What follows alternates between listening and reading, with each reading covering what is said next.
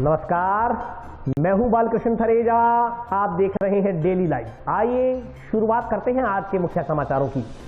Town स्थित महात्मा गांधी राजकीय जिला चिकित्सालय में विधायक चौधरी विनोद कुमार ने किया अत्याधुनिक अल्ट्रासाउंड मशीन का उद्घाटन। पेट, नाड़ियों तथा हार्ट की अस्पताल में ही हो सकेगी जांच। टाउन की धानमंडी स्थित लक्ष्मी नारायण मंदिर में चोरों ने लगाई सेंध। दान पात्र तोड़ चुराई हजारों रुपए की नकदी। 6 SRM स्थित गौशाला भूमि ठेका प्रकरण में पारदर्शिता बरतने की मांग। ग्रामीणों ने जिला कलेक्टर को सौंपा ज्ञापन। खाद्य पदार्थ बेचने के लिए दुकानदारों को लेना होगा खाद्य सुरक्षा सर्टिफिकेट। प्रशिक्षण कार्यक्रम में CMHO ने दी विस्तार से जानकारी। टाउन स्थित सनातन दल धर्मशाला में मेटो की बैठक आयोजित। 18 फरवरी के जयपुर आंदोलन बारे किया गया विचार विमर्श। और अब समाचार विस्तार से। स्थानीय विधायक चौधरी विनोद कुमार ने गुरुवार को टाउन स्थित महात्मा गांधी राजकीय जिला चिकित्सालय में अत्याधुनिक अल्ट्रासाउंड मशीन का उद्घाटन किया। मशीन पर करीब 28 लाख रुपए की लागत आई है। टाउन स्थित महात्मा गांधी स्मृति राजकीय जिला चिकित्सालय में गुरुवार को आधुनिक अल्ट्रासाउंड मशीन का उद्घाटन किया गया। इस संदर्भ में जानकारी देते हुए डॉक्टर MP शर्मा ने बताया कि मशीन पर करीब 28 लाख रुपए की लागत आई है। मशीन का उद्घाटन स्थानीय विधायक चौधरी विनोद कुमार द्वारा किया गया। इस अवसर पर चौधरी विनोद कुमार ने कहा कि यह बड़ी खुशी की बात है कि जिला अस्पताल में नई आधुनिक अल्ट्रासाउंड मशीन लगी है। इससे क्षेत्रवासियों को फायदा मिलेगा। PMO डॉक्टर शर्मा ने भी जिला अस्पताल में आधुनिक अल्ट्रासाउंड मशीन का उद्घाटन होने को खुशी का विषय बताते हुए जानकारी दी कि कुछ समय पहले मंत्री डॉक्टर BD कल्ला व विधायक चौधरी विनोद कुमार ने DMFT फंड से 38 लाख रुपए मंजूर किए थे। उस फंड में से 28 लाख रुपए की लागत से उक्त मशीन खरीदी गई है। शेष राशि से एनेस्थीसिया की मशीनें खरीदी जाएंगी। वह मशीन भी 1 या 2 दिन में जिला अस्पताल में उपलब्ध हो जाएगी। डॉक्टर शर्मा ने बताया कि पहले जिला अस्पताल में अल्ट्रासाउंड की एक मशीन थी, उससे प्रसूताओं की जाँच होती थी, लेकिन इस अल्ट्रासाउंड मशीन से पेट की जाँच, नाड़ियों की जाँच तथा हार्ट की जाँच सहित सभी तरह की अन्य जाँचें भी की जा सकेंगी। उन्होंने बताया कि मरीजों के लिए अल्ट्रासाउंड की निःशुल्क सुविधा उपलब्ध रहेगी। इससे लोगों को फायदा होगा। इस मौके पर CMHO डॉक्टर नवनीत शर्मा, नगर परिषद उप सभापति अनिल खिचड़, खजान सिंधी, पवन कुमार, व्यापारी घनश्याम भादु सहित अन्य लोग उपस्थित रहे। आज बहुत ही खुशी की बात है कि अपने हॉस्पिटल में अल्ट्रासाउंड की नई मशीन की शुरुआत हुई है, जिसकी लगभग 28 लाख रुपए कीमत है। इससे सभी इलाका वासियों को फायदा मिलेगा। आज बड़े हर्ष का विषय है कि हमारे जिला चिकित्सालय में अल्ट्रासाउंड मशीन आ गई, इंस्टॉल हो गई, रजिस्ट्रेशन हो गया और चौधरी विनोद कुमार जी माननीय विधायक मुंह से उसका उद्घाटन किया गया है। अब हम मरीजों को और बेहतर सुविधाएं दे पाएंगे। ये आधुनिक मशीन है। DMFT फंड से जो पैसा रिलीज हुआ था 38 लाख, उसमें से 28 लाख रुपए ये मशीन है। इससे पेट की जांचें सभी प्रकार की अल्ट्रासाउंड की, साथ ही इकोकार्डियोग्राफी जो सुविधा हमारे पास नहीं थी, और पैरों की नसों की डीप वेन की जांच, वहाँ पे कोई क्लोट है, कोई है, DVT जिसको बोलते हैं। तो इससे एक तो सभी तरह के मरीजों को फायदा होगा, और इकोकार्डियोग्राफी के अलावा बाकी सारी जांचें यहाँ पे जो है निःशुल्क होंगी, और सभी जो अस्पताल में आने वाले मरीजों को फायदा होगा। पहले हमारे पास एक मशीन थी जिसे सिर्फ प्रसूताओं के हम जांच करते थे, अब 2 मशीन हो गई है। डॉक्टर भी 3 है हमारे पास। डॉक्टर विवेक चौधरी ट्रेनिंग के लिए बीकानेर गए इकोकार्डियोग्राफी के लिए, और डॉक्टर सतीश बेनीवाल पहले से कार्य करते हैं, और डॉक्टर नेहा भी यहाँ पे ज्वाइन किया है। साथ ही साथ एक और एनेस्थीसिया की मशीन जिसको वर्क स्टेशन बोलते हैं, वो 8,80,000 की है। उसके ऑर्डर हो गए हैं, वो 1-2 दिन में ही हॉस्पिटल में आ जाएगी। तो उससे जो बेहोश करके जो मरीजों को ऑपरेशन करना होता है, उसमें काफी सुविधा रहेगी आधुनिक तकनीक से, जो हम आंगन में मुझे नहीं लगता किसी के पास प्राइवेट में भी ये मशीन होगी। तो ये जो राज्य सरकार के निर्देशानुसार और चौधरी विनोद कुमार जी जिस तरह से रुचि लेते हैं, हम उनका आभार प्रकट करते हैं, और इसी प्रकार हॉस्पिटल और उत्तर तरक्की करता रहेगा। टाउन की धानमंडी स्थित लक्ष्मी नारायण मंदिर में बीती रात अज्ञात चोर दान पात्रों में रखी नकदी तथा अन्य सामान चुरा ले गए। पुलिस CCTV फुटेज के आधार पर चोरों की तलाश में जुटी है।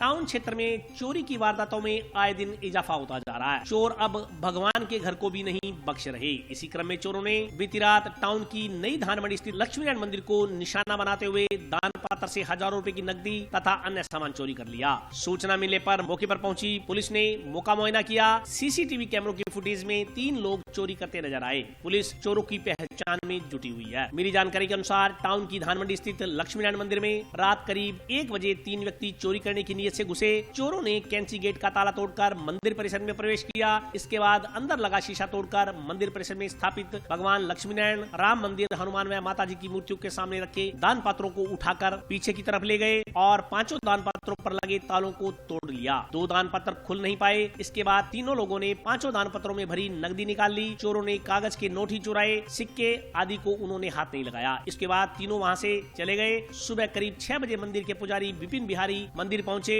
तो कैंची गेट खुला हुआ मिला। अंदर कांच का शीशा टूटा हुआ था, जबकि दान पात्र गायब थे। पीछे जाकर देखा तो 7 में से 5 दान पात्र खुले हुए मिले तथा उनमें रखी राशि भी गायब मिली। सूचना पर टाउन पुलिस और मंदिर का संचालन करने वाली फूड एंड मर्चेंट एसोसिएशन के अध्यक्ष आशीष सिसारिया मौके पर पहुंचे। मंदिर में लगे सीसीटीवी कैमरों की फुटेज जांची गई तो पता चला कि तीनों अज्ञातों ने रात करीब 1 से 2 बजे के बीच चोरी की वारदातों को अंजाम दिया। मंदिर पुजारी के अनुसार काफी समय से दान पात्र नहीं खोले गए थे। उनमें दक्षिणा के रूप में आए 20 से 25 हजार रुपए की राशि रखी हुई थी। फिलहाल इस संबंध में अज्ञात चोरों के खिलाफ मामला दर्ज कर जाँच शुरू की गई है। आज रात में यहाँ एक चोरी हुई है, जो कि हमारा यहाँ का समय 8:30 का मंगल मंदिर करने का है। तो हम जैसे ही मंगल मंदिर करके घर गए हैं तो सुबह जैसे ही हमने प्रवेश किया, यहाँ आए हैं मंदिर में 6 बजे के आसपास में, तो देखा है कि जो हमारा कैंची गेट है वो खुला हुआ है। तो हम अंदर आए तो अंदर देखा, अंदर जो गेट खोल करके हमें देखा तो हमें कोई दान पात्र नहीं दिखाई दिया यहाँ। तो जो चोर लोग रात में आए हैं 1 बजे के 2 बजे के बीच में वो आए हैं यहाँ, 1 बजे से 2 बजे के बीच में, तो उन्होंने अंदर जैसे प्रवेश किया है करते ही जो गैलरी के अंदर जो सीसीटीवी कैमरा लगा हुआ है उसका तार उन्होंने तोड़ दिया है ताकि हमारी फोटो न आए। और फिर वो अंदर आए हैं। अंदर आकर के उन्होंने शीशे तोड़ने के लिए कोई चीज को देखा है कि कोई ऐसी भारी चीज मिल जाए जिससे हम शीशा तोड़ सके। वो उन्होंने देख करके शीशा तोड़ा है। शीशा तोड़ करके अंदर वो गए हैं और अंदर जा करके मंदिर के आगे 7 मंदिरों के आगे 7 दान पात्र रखे हुए हैं, जिसमें से उन्होंने 5 को 7 में कोशिश की है पर वो 2 टूट नहीं पाए, पर 5 को वो पीछे ले जा करके जो परिक्रमा मार्ग होता है उसमें ले जा करके उन शीशों को तोड़ा है, उन दान पात्रों को तोड़ा है। तोड़ करके उसमें अंदाजा कम से कम 20 से 25 हजार का जो दक्षिणा थी वो सारी की सारी लेकर के चले गए हैं। हमने सीसीटीवी कैमरा में देखा है वो 3 लोग हैं, पर ये साफ पता नहीं लग पा रहा है। और सुबह जैसे ही हम लोग आए हैं तो हमने आते ही पुलिस को सूचना की है। वो मौके पर पहुंच करके और जो वारदात हुई है उसका मायना लेकर के हमें ये आश्वासन दिया है कि हम जल्द से जल्द जो अपराधी है उनको गिरफ्तार करेंगे। खाद्य पदार्थ बनाने व बेचने वाले हर दुकानदार को अब food safety and standard authority of India योजना के तहत प्रशिक्षण लेना अनिवार्य होगा। इस संदर्भ में जंक्शन में आयोजित एक कार्यशाला में सीएमएचओ ने दुकानदारों को विस्तार से जानकारी दी। जंक्शन स्थित एक होटल में भारतीय खाद्य सुरक्षा एवं मानक प्राधिकरण ने एक कार्यक्रम का आयोजन कर मिठाई की दुकान करने वाले दुकानदारों को प्रशिक्षण दिया। कार्यक्रम में बोलते हुए सीएमएचओ नवनीत शर्मा ने कहा कि खाद्य पदार्थ बनाने व बेचने वाले हर दुकानदार को अब food safety and standard authority of India की फॉस्टेक योजना के तहत प्रशिक्षण लेना अनिवार्य होगा। इस प्रशिक्षण के बाद संबंधित दुकानदार को खाद्य सुरक्षा सर्टिफिकेट जारी किया जाएगा। इसके बाद ही संबंधित व्यक्ति खाद्य पदार्थ बेच सकेगा। यदि किसी दुकानदार के पास उक्त सुरक्षा प्रशिक्षण का प्रमाण पत्र नहीं होगा तो वह खाद्य पदार्थ नहीं बेच सकेगा। यदि वह ऐसा करता है तो संबंधित के खिलाफ फूड सेफ्टी विभाग कार्रवाई कर लाइसेंस रद्द भी कर सकता है। सीएमएचओ ने बताया कि यह प्रशिक्षण आयोजित करने का उद्देश्य है व्यापारियों को खाद्य नियमों की जानकारी देना है। इससे सुरक्षित भोजन निर्मित हो सकेगा, जिससे जिले में खाद्य सुरक्षा का कार्य मजबूत होगा। उन्होंने बताया कि FSSAI के अंतर्गत SD ग्लोबल सर्टिफिकेशन संस्था की ओर से व्यापारियों को प्रशिक्षण दिया जाएगा। उन्होंने कहा कि इस प्रशिक्षण सर्टिफिकेट की वैधता 2 साल की होगी। इसके बाद संबंधित खाद्य कारोबारी को इसे फिर से रिन्यू करवाना होगा।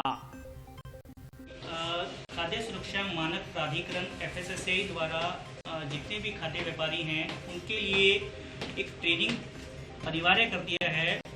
भविष्य में इस ट्रेनिंग के बिना कोई भी खाद्य व्यापारी ना तो लाइसेंस रिन्यू करवा पाएगा और ना ही बिजनेस कर पाएगा। इस ट्रेनिंग का मुख्य उद्देश्य ये है कि ट्रेनिंग करते समय व्यापारियों को FSSAI के नियमों की जानकारी नहीं होती है। वो नियमों के बिना क्या है व्यापार करते हैं, उनका गलत इंटेंशन नहीं होता है, फिर भी वो गलत कर बैठते हैं। अगर हम बात करते हैं सैंपल की, व्यापारियों को सैंपल जिस फूड प्रोडक्ट का लिया जाता है उसके फूड के सही स्टैंडर्ड नहीं पता होते हैं, जिसकी वजह से वो सैंपल फेल हो जाता है। तो इस ट्रेनिंग का मुख्य उद्देश्य यही है कि खाद्य व्यापारियों को समस्त नियमों की जानकारी दी जाए, जिससे कि वो अपना व्यापार सुचारू रूप से कर सकें और जो उपभोक्ता है उसको सुरक्षित आहार मिल सके। तो इसके लिए FSSAI ने हमारी संस्था SD ग्लोबल सर्टिफिकेशन को ट्रेनिंग पार्टनर के रूप में एम्पैनल्ड किया है और हम कुछ अलग अलग स्टेट्स में, यूपी में, MP में, उड़ीसा में, छत्तीसगढ़ में हम ये ट्रेनिंग प्रोवाइड करवा रहे हैं। अभी राजस्थान के हनुमानगढ़ डिस्ट्रिक्ट में आज ये हमारी पहली ट्रेनिंग है। इसके बाद हम जितने भी व्यापारी हैं, चाहे वो रिटेलर हो, चाहे वो स्टोरेज वाले हों, सबको ये ट्रेनिंग दी जाएगी, एक सिस्टम से दी जाएगी और सबको इसमें कवर किया जाएगा। गांव सिलवाला खुर्द में गुरुवार को फुटबॉल प्रतियोगिता का शुभारंभ किया गया। प्रतियोगिता का उद्घाटन मैच थालड़ का व बुरहानपुरा के मध्य खेला गया, जिसमें बुरहानपुरा की टीम विजयी रही। टीबी कस्बे के गांव सिलवाला में सिलवाला फुटबॉल क्लब द्वारा प्रथम फुटबॉल प्रतियोगिता का आयोजन किया गया। प्रतियोगिता का उद्घाटन बाबा बलजीत सिंह, भागीरथ स्वामी, अब्दुल खलीक, गुरसेवक सिंह बराड़ ने संयुक्त रूप से किया। प्रतियोगिता में कुल 25 टीमें भाग ले रही हैं। आयोजकों ने बताया कि प्रथम उद्घाटन मैच बुरहानपुरा व थालड़का के मध्य खेला गया। इसमें बुरहानपुरा ने थालड़का को 3-0 से पराजित कर मैच को जीता। इस मौके पर गुरप्यार सिंह मान, लखविंदर सिंह, प्रीतम सिंह, बलतेज सिंह, शिव भगवान, सुखपाल, इंद्रपाल, लवप्रीत सिंह, दीप धारीवाल, गुरप्यारा सिंह ढिल्लो सहित अन्य लोग उपस्थित थे। खेल मैदान पे FCS क्लब द्वारा प्रथम फुटबॉल प्रतियोगिता का आयोजन करवाया गया। आज सुबह उद्घाटन पर बाबा बलजीत सिंह जी, राजकीय उच्च माध्यमिक विद्यालय के प्रधानाचार्य भागीरथ जी स्वामी, चौधरी चिल्ड्रन उच्च माध्यमिक के निदेशक अब्दुल खलीक भाटी और गुरप्यार सिंह मान ने आज इस प्रतियोगिता का शुभारंभ किया। आज का उद्घाटन मैच बुरहानपुरा व थालड़का के मध्य खेला गया, जिसमें बुरहानपुरा ने 3-1 से इस मैच को जीता। प्रतियोगिता में 25 टीमें भाग ले रही है। बहुत ही शानदार पूरे ग्रामवासियों को सहयोग है। हम उम्मीद करते हैं कि इसमें हर एक खिलाड़ी दम कम लगाकर खेलेगा। मनरेगा मेटों की एक बैठक टाउन स्थित सनातन दल धर्मशाला में आयोजित की गई। बैठक में 18 फरवरी को जयपुर में किए जाने वाले प्रदर्शन बारे विचार विमर्श किया गया। टाउन स्थित सनातन दल धर्मशाला में हनुमानगढ़ तहसील के मनरेगा श्रमिकों की एक बैठक आयोजित की गई। बैठक में 18 फरवरी को जयपुर में होने वाली विशाल रैली तथा प्रदर्शन को लेकर विचार विमर्श किया गया। बैठक में राज्य सरकार के निर्देशानुसार चलाए जा रहे पूरा काम पूरा दाम अभियान पर भी चर्चा की गई। इस मौके पर मनरेगा में प्रदेश महासचिव विनोद कुमार गोदारा, जिलाध्यक्ष पोखरमेव, ब्लॉक अध्यक्ष शिव कुमार, ब्लॉक सचिव मुकेश स्वामी, ब्लॉक कोषाध्यक्ष गगनदीप कौर, जसवीर कौर, सुनीता, राजेंद्र बलराज, सुनील, गणपतराम, आशा, नरेंद्र, कृष्ण तायल, रामस्वरूप, सेवाराम सहित अन्य लोग उपस्थित थे। आज दिनांक 28 से 1/2021 को सनातन धर्मशाला में मीटिंग रखी गई है हनुमानगढ़ जिले के समस्त मेट साथियों की। इस मीटिंग का महत्वपूर्ण उद्देश्य ये है कि जो 21/1/2021 को जयपुर के अंदर प्रदेश कार्यकारिणी की मीटिंग हुई थी, जिसमें हम मेटों की जो समस्या थी उन पे कुछ ध्यान दिया गया और CM साहब से मुलाकात करके मेटों के पक्ष में कुछ बातें भी रखी गई थी। उनका निस्तारण करने के लिए जो ये मीटिंग बुलाई गई है। संगठन में समस्या ये चल रही है कि अभी जो सरकार द्वारा काम पूरा दाम जो अभियान चल रहा है, उसके तहत हमें हमारे जो मेट साथी उनको कुछ समस्या आ रही है। जैसे कि काम कम होने की वजह से कई जगह हमारे मेट साथी ब्लैक लिस्ट हो रहे हैं, क्योंकि कारण ये है कि ग्राम पंचायत द्वारा पूर्ण काम नहीं दिया जा रहा है। उसकी एवज में हमारे मेट ब्लैक लिस्ट हो रहे हैं, क्योंकि जो हमारे मेट है वो क्या है कि जितना काम उतना दाम के तहत काम कर रहे हैं, लेकिन करे क्या, मतलब एक जो खड़ा चल रहा है उस पर 4 बार लगातार लेबर लग रही है। उसके एवज में फिर श्रमिकों की दिहाड़ी जो है, मजदूरी है, जो 140, 130, 170 ये आ रही है और एक तरफ सरकार कह रही है पूरा दाम और पूरा काम करवाया जाए, लेकिन इसमें फिर भी हमारे मेट दोषी है। मेरा कहने का मतलब है कि हमारे जो मेट साथी है, अगर पीछे जाए तो खाई, आगे जाए तो खड्डा, कि हर दिशा से हमारे मेट ही दोषी हैं। आज हनुमानगढ़ के ब्लॉक के सभी मेटों की एक बैठक बुलाई गई, जिसमें आगामी 18 फरवरी को पूरे राजस्थान के द्वारा मनरेगा मेटों को लेकर के एक महारैली का आयोजन किया जा रहा है। उस पर विस्तार पूर्वक चर्चा की गई और इसके साथ साथ राज्य सरकार के द्वारा चलाए गए पूरा काम पूरा दाम अभियान को लेकर विस्तार पूर्वक चर्चा की गई और मेटों से समझाइश की गई कि आप किसी प्रकार से अपने मसौल में कोई फर्जी हाजिरी न लगाएं, अपने मसौल के साथ छेड़छाड़ ना करें, कोई कांट छांट ना करें, क्योंकि जो यह अभियान चलाया गया है इसको धरातल पर लेकर आए और इसको सफल बनाएं, इसमें ताकि हमारा हनुमानगढ़ जिला राजस्थान में प्रथम स्थान पर आए। इस बात को लेकर आज विस्तार पूर्वक चर्चा की गई। कई साथियों ने भ्रांतियां फैलाई जा रही है कि हम संघ के ऊपर केस कर देंगे, यूनियन पर हम केस कर देंगे। वह लोगों ने मैं स्पष्ट कहना चाहूँ कि चौखो जागो करो मुकदमों को डरने वाले लोग, हम झूठी धमकियों से नहीं डरने वाले लोग हैं। श्रीमान सीओ साहब से और वीडियो साहब से निवेदन करना चाहता हूँ कि साहब आप उन लोगों की जांच करवाइए जो मेटों से फर्जी काम करवा रहे हैं, फर्जी हाजिरी लगवा रहे हैं, उनकी आप जांच करवाइए ताकि आपको ये पता लगेगा कि कौन गलत है कौन सही है। मैं पूरे दावे के साथ कह सकता हूं कि हमारा मेट फर्जी हाजिरी नहीं लगाता है, परंतु मजबूर होकर उसे दबाव में डाल करके मेट से फर्जी हाजिरी लगाई जा रही है। इसलिए आप उन लोगों की जांच कीजिए ताकि दूध का दूध और पानी का पानी हो जाए और इस अभियान में हमारा मेट और ब्लैक लिस्ट ना हो और इस अभियान को सफल बनाया जा सके। इस बात को लेकर आज विस्तार पूर्वक चर्चा की गई। सीओ साहब को, वीडियो साहब को कभी नहीं कहा कि हम फर्जी मेट की सिफारिश करते हैं, हम बिल्कुल सहमत हैं। मैं तो धन्यवाद करता हूं सीओ साहब का कि जिन्होंने यहाँ आने के बाद में ये बहुत बड़ा एक्शन लिया है। जो मुहिम हमने छेड़ रखी थी फर्जी जो हाजिरी लगा रहे हैं उनके खिलाफ, उन्होंने हमारा सहयोग किया है। जो मेट फर्जी हाजिरी लगाता है हम चाहते हैं कि उसको भविष्य के लिए ब्लैक लिस्ट किया जाए। हमारी यूनियन उनके साथ है, उन कर्मचारी अधिकारियों के साथ है। हम किसी की सिफारिश नहीं करते हैं, जो फर्जी काम करेगा उसको ब्लैक लिस्ट किया जाए। और अभी वक्त ब्रेक का, हाजिर होता हूँ छोटे से ब्रेक।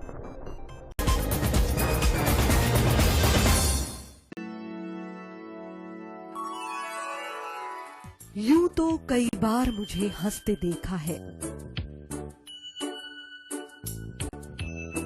पर ये हंसी कुछ और है। ये गहना मुझ पर जचता है, पर ये महज एक गहना नहीं, ये रूपरेखा है मेरे मन की, हंसती खिलखिलाती लहरों की, जो आतुर थी अब तक मुझ पर सजने को। इसलिए ये गहना ही मेरा सच्चा श्रृंगार है, श्रृंगार है, श्रृंगार है।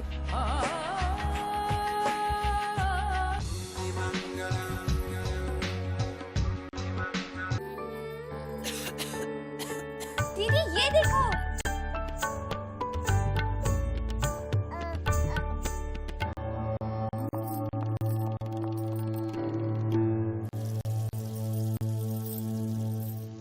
नोवेल कोरोना वायरस बीमारी को फैलने से रोका जा सकता है। खांसी और छींक के बाद और बच्चे को छूने से पहले अपने हाथों को साबुन से धोकर इसे फैलने से रोक सकते हैं। वो डॉक्टर साहब हैं? भाई साहब खांसी और बुखार था, सोचा चेक करवा लूं।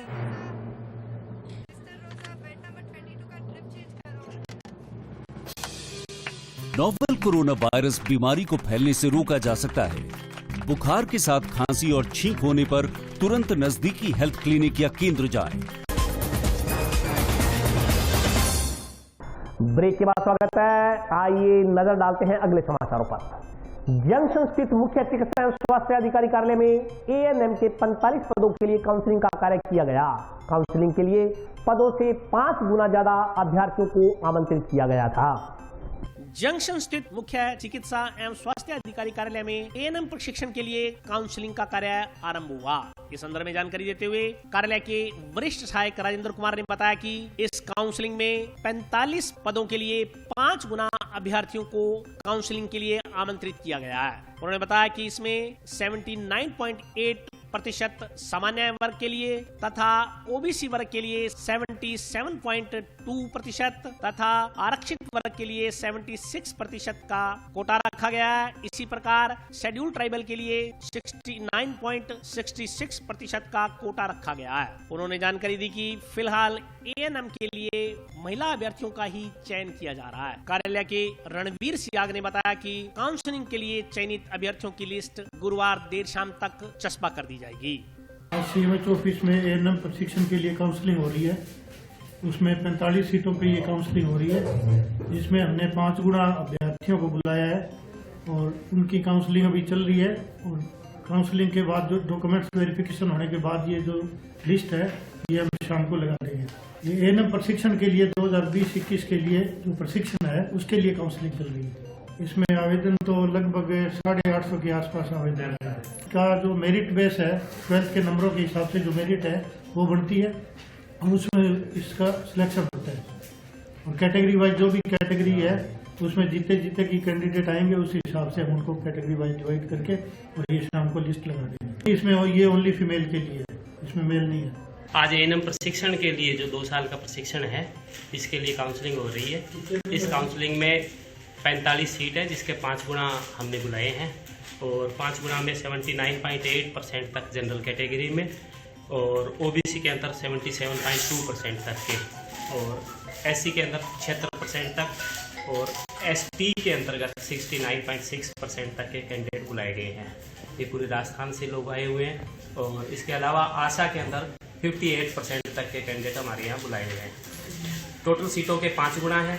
अभी शाम को आज इनका प्रशिक्षण के अंदर चयन करके ही लिस्ट जारी करके काउंसलिंग समाप्त होगी। एसएन की कैटेगरी है ओबीसी को 21%, एससी को 16% और एसटी के अंदर 12% है, जबकि आशा को 10% और आंगनबाड़ी कार्यकर्ता को 5%। इसी तरह से ईडब्ल्यूएस जो आर्थिक रूप से कमजोर वर्ग है उनको भी 10% आरक्षण दिए है। 500 रुपये प्रति माह स्टाइपेंड दे होता है, प्रशिक्षण की कोई फीस नहीं होती इसमें।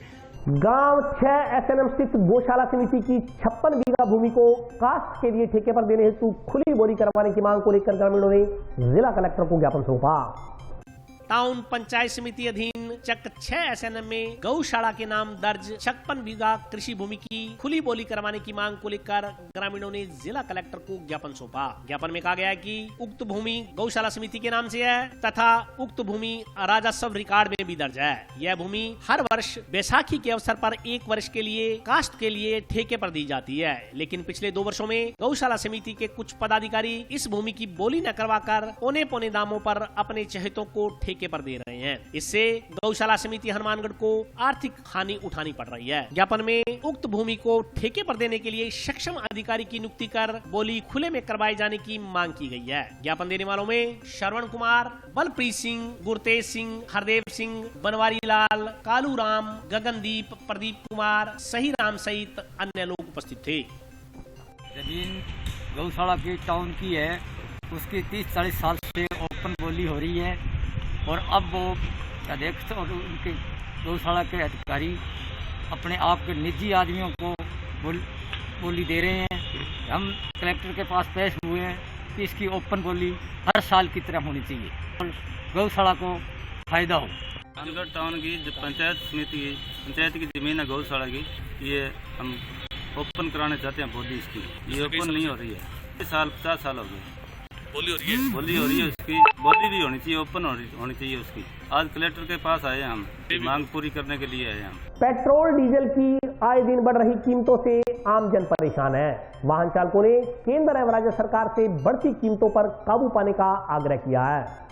पेट्रोल के आए दिन बढ़ रहे दामों से आम आदमी त्रस्त होकर रह गया है। इस संदर्भ में वाहन चालकों ने अपनी व्यथा व्यक्त करते हुए कहा कि पहले से ही आम आदमी कोरोना के चलते आर्थिक परेशानियां झेल रहा है। इसके बावजूद राज्य और केंद्र सरकार आए दिन पेट्रोल पर नए टैक्स लगाकर पेट्रोल के दाम बढ़ाती जा रही है। उन्होंने कहा कि आसमान छूते पेट्रोल के दाम वाहन चालकों के लिए परेशानी पैदा कर रहे हैं। आमजन ने दोनों सरकारों से आह्वान किया है कि पेट्रोल की बढ़ती कीमतों पर अंकुश लगाते हुए पेट्रोल डीजल को सस्ता किया जाए। वाहन चालकों ने कहा कि वर्तमान समय में वाहनों का संचालन करना सफेद हाथी पालने के समान हो गया है। उन्होंने कहा कि टाउन से जंक्शन की दूरी तय करने में लगभग 50 रुपए का पेट्रोल खर्च हो जाता है। ऐसी स्थिति में उन्हें ऑटो तथा बसों पर यात्रा करनी पड़ रही है। वाहन चालकों ने राज्य सरकार से शिखर पर पहुंची पेट्रोल डीजल की कीमतों पर अंकुश लगाने की मांग की है।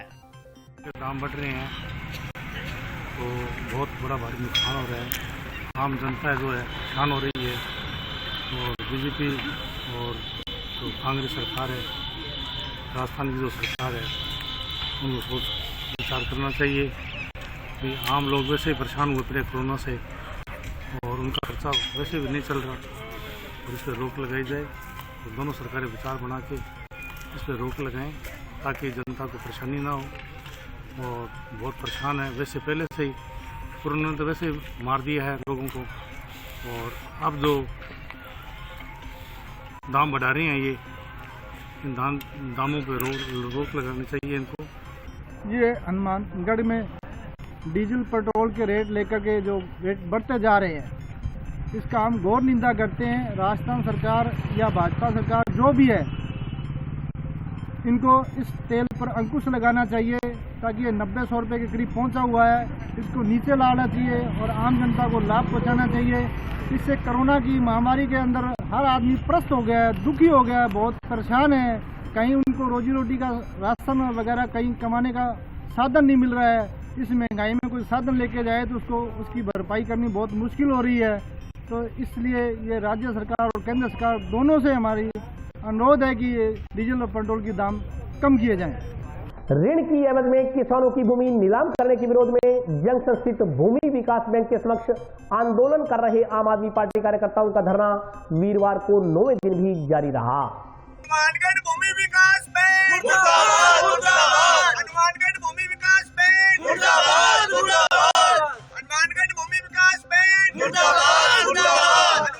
जंक्शन स्थित भूमि विकास बैंक के समक्ष चल रहा आम आदमी पार्टी का धरना वीरवार को 9वें दिन भी जारी रहा। नौहर क्षेत्र के किसानों की जमीन की नीलामी रद्द करवाने की मांग को लेकर धरने पर बैठे कार्यकर्ताओं ने कहा कि सरकार जब तक उनकी मांग को नहीं मानेगी वे अपना धरना जारी रखेंगे। उन्होंने बैंक सचिव पर मीडिया के समक्ष गलत बयानबाजी करने का आरोप लगाते हुए कहा कि किसान बैंक में रुपए जमा करवा रहे हैं। यदि किसान बैंक में रुपए जमा करवा रहे हैं तो किसानों की जमीनें क्यों नीलाम की जा रही हैं? उन्होंने सवाल उठाया कि जिन किसानों की जमीनें नीलाम की जानी है उनकी संख्या आए दिन क्यों बढ़ रही है, यह भी सोचने वाली बात है। इस दौरान सुरेंद्र बेनीवाल, बनवारी लाल, बंसीलाल, गोपाल वर्मा, रामपरी, बलवंत शाक्या, अशोक कुमार, कालूराम, नारायण कुमार सहित अन्य आप पार्टी के कार्यकर्ता मौजूद रहे। आज हनुमानगढ़ भूमि विकास बैंक के सामने किसानों की जमीन नीलामी के मुद्दे को लेकर के आम आदमी पार्टी द्वारा अपना धरना 9वें दिन भी लगातार जारी है। 20 तारीख से शुरू हुआ धरना 22 किसानों की जमीन नीलामी के मुद्दे को लेकर शुरू हुआ था और आज ये संख्या 35 पहुंच चुकी है। हनुमानगढ़ भूमि विकास बैंक के सचिव महोदय कह रहे हैं कि साहब काश्तकार पैसा जमा करा रहे हैं। तो मैं एक बात पूछना चाह रहा हूँ कि यदि काश्तकार पैसा जमा करवा रहे हैं तो फिर उनकी जमीन की नीलामी क्यों नहीं? ये संभव नहीं है। एक तरफ काश्तकार पैसा जमा कराएगा और दूसरी तरफ उसकी नीलामी तो संभव ही नहीं होती। तो हमने सचिव महोदय से निवेदन किया है कि आप जिन जिन काश्तकार ने पैसे जमा करवाए हैं उनकी सूची सार्वजनिक करें। आप कह रहे हो कि साहब हम मीडिया को गलत स्टेटमेंट दे रहे हैं। मैं ओपन चैलेंज आऊँ, मीडिया को गलत स्टेटमेंट नहीं है। भूमि विकास बैंक जो है वो किसानों को गुमराह करने का प्रयास कर रहा है। इसके साथ ही भूमि विकास बैंक के साथ साथ जो रावसर के काश्तकार के लिए मैंने आप लोगों को बताया भी था और वो काश्तकार धरने पर भी आए थे। HDFC बैंक द्वारा उनके खाते से 14 लाख रुपए की निकासी कर ली गई और आज उनकी ज़मीन को नीलाम करने का प्रयास किया गया। कुल 20 तारीख से लेकर आज तक 31 किसानों की जो है वो जानकारी हमारे पास है। कल कुछ काश्तकार आ रहे हैं हमारे साथ और हम आपको एक ऐसा रहस्य बताएंगे जिसको लेकर भूमि विकास बैंक भी जो आश्चर्यचकित होगा। और जब तक पूरे हनुमानगढ़ जिले में काश्तकारों की जमीन की जितनी भी नीलामी उसको रोका नहीं जाएगा तब तक ये धरना अनवरत चलता रहेगा। और आज के लिए बस इतना ही। कल फिर हाजिर होता हूं नए समाचारों के साथ। तब तक के लिए नमस्कार।